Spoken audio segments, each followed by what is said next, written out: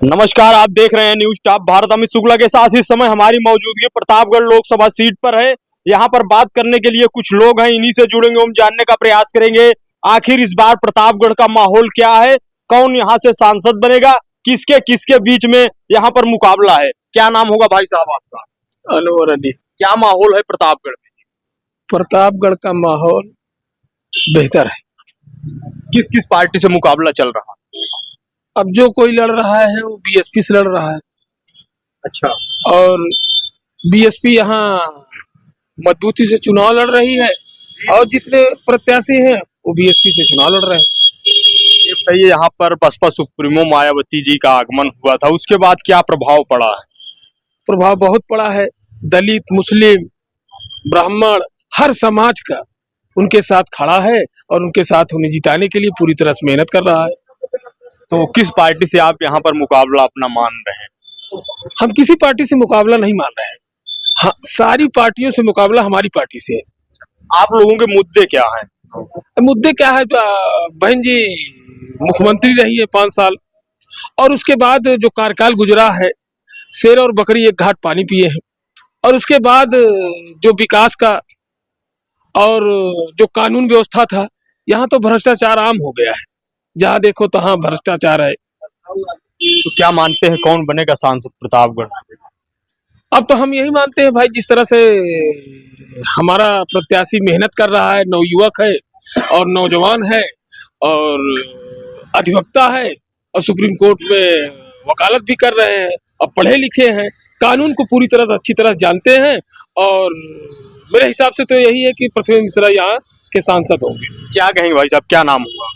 मेरा नाम उमाकांत पांडे है। क्या माहौल चल रहा है यहाँ पर? माहौल यहाँ पर ये चल रहा है कि प्रतापगढ़ जनपद में विकास, शिक्षा, बेरोजगारी को लेकर के यहाँ पर चुनाव हो रहा है। तो क्या मानते हैं किस पार्टी का मुकाबला है आप लोगों से? किस पार्टी का मुकाबला है? अरे यहाँ पर ये पूछिए कि बहुजन समाज पार्टी से कौन कौन लड़ रहा है। आज आप पत्रकार बंधु आप देखते होंगे, जहां तक मैं अपनी शिक्षा यहाँ पर 11th से शुरू किया था 96 से, और 96 के बाद जो है प्रतापगढ़ की जो नाली पवन पैलेस की जैसी थी वैसे है, जो नाली केपी कॉलेज और जीआईसी के सामने की नाली थी वैसे ही है, जो नाली आप जहां पर हमारा इंटरव्यू हमारी आपकी बात हो रही है वहां पर जो नालियां जिस तरीके से बदबू करती हुई थी वैसे ही हैं। हमारा प्रतापगढ़ जो प्रतापों का गढ़ है जिसे कहा जाता है, वहां पर आप देख लीजिए, यहाँ पर विदेश मंत्रालय से लेकर के उत्तर प्रदेश में कई कई मंत्री यहाँ पर रहे, लेकिन आज तक भारतीय जनता पार्टी चाहे रही हो चाहे समाजवादी पार्टी रही हो, यहाँ पर शहरीकरण की व्यवस्था तक नहीं किया है। आज तक हमारे प्रतापगढ़ जनपद में विकास प्राधिकरण का गठन तक नहीं हुआ है। किस तरीके से प्रतापगढ़ का शोषण किया गया है इन दोनों पार्टियों द्वारा, इसका अंदाजा तो पत्रकार बंधु आप कैमरा फैलाकर थोड़ा पीछे भी हटाकर नालियों को देख लीजिए किस तरीके से यहाँ पर चल रहा है। क्या जनता मन बना चुकी है? इस बार जनता मन बना चुकी है। भारतीय जनता पार्टी का जो एक कुशासन बुलडोजर गुंडई वाली नीति थी उसके खिलाफ, और समाजवादी पार्टी की जो एक तरफा नीति रही है जातिगत आधार पर जो है, उससे जनता यहाँ प्रतापगढ़ की आज ही जा चुकी है। बहन जी का जो 2007 से 2012 का सुशासन था उसके साथ में यहाँ की जनता लगी हुई है, और निश्चित ही बहन जी को यहाँ पर प्रधानमंत्री बनाने के लिए प्रथमेश भैया को यहाँ पर जो है निश्चित ही यहाँ पर सांसद चुन करके प्रतापगढ़ की जनता भेजेगी। यहाँ का ब्राह्मण समाज हो, चाहे दलित समाज हो, चाहे मुस्लिम समाज हो, जो भी गरीब तबका यहाँ का है वो भारतीय जनता पार्टी के यहाँ के सांसद से आज ही जा चुका है, और यहाँ पर सिर्फ और सिर्फ एक चाहता है, बदलाव चाहता है, और वो बदलाव यहाँ पर बहुजन समाज पार्टी का प्रत्याशी जिता करके यहाँ की जनता देगी। क्या कहेंगे भाई साहब, क्या नाम? प्रथमेश मिश्रा। मायावती जी के यहाँ पर आने के बाद क्या माहौल है? बहुत अच्छा माहौल है। क्या कुछ बदला है? बदलाव आप समझिए हुआ है कि ठाकुर, ब्राह्मण, मुस्लिम सब एक साथ एक मंच पे खड़े नजर आ रहे हैं। इस बार प्रतापगढ़ का चुनाव किस मुद्दे पर है? विकास के मुद्दे पे है। क्या मानते हैं यहाँ पर जातीय समीकरण चलेगा या नहीं? जातीय समीकरण कोई सवाल ही नहीं है, कोई प्रश्न ही नहीं है। जातीय समीकरण कोई प्रश्न नहीं है। सब एक साथ पूरा जनता है। किस तरफ है जनता? बहुजन समाज पार्टी साथ पूरा जो ना जिला प्रतापगढ़ जो ना एक साथ खड़ा है। आप लोगों का मुकाबला किससे मान रहे हैं? मुकाबला किसी से नहीं है, किसी से नहीं है, एक तरफा है। एक तरफा है। एक तरफा क्यों होगा ऐसा आप कह रहे हैं? एक और तरफा सारे जो ना- समाज के लोग हमारे साथ जुड़े हुए हैं सब। हाँ, ये बताइए, चुनाव होता है तो सभी पार्टियां अपने अपने जीत के दावे करती रहती हैं, तो इसका क्या माना जाए? भाई दावा अपना करते रहे, दावा हर आदमी अपना करेगा, के सब लेकिन हकीकत जो जो है, पिछले बार आपको सांसद थे उनसे सब जनता ऊब चुकी है अच्छा। और बहुत ज्यादा तंग आ चुकी है।